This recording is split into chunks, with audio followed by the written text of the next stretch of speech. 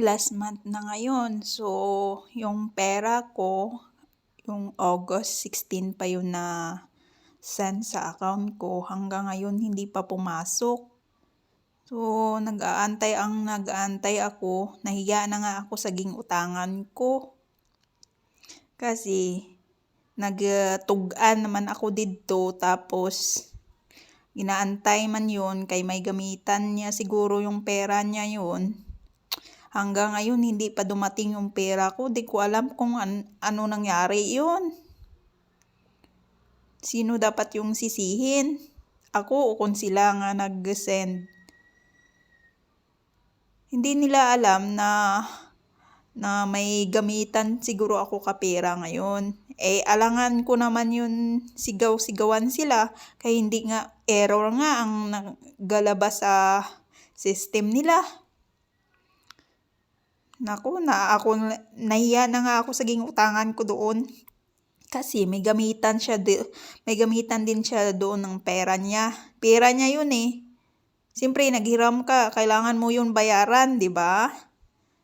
Kayo guys, kung relate kayo, kung saan ka nga nagmamadali ka na naman makabayad or makuha yung pera mo, saka pa nagbagal, relate nyo ba yung kailangan mo?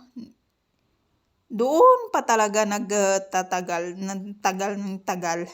Siguro, sabi nga sa akin, wag mo na lang isip-isipin, antay-antayin mo na lang.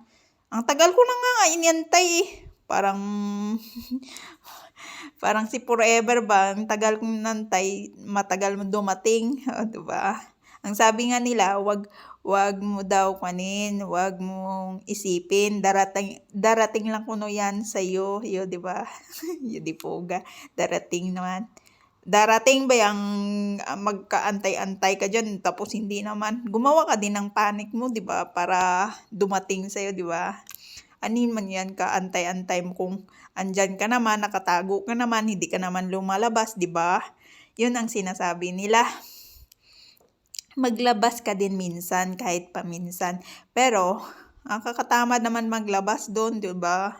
Minsan, sobrang gasto, sobrang may gusto kang bilhin, may pera ka, magastos mo, diba? So, sabi nila, anin mo yan, ang pera.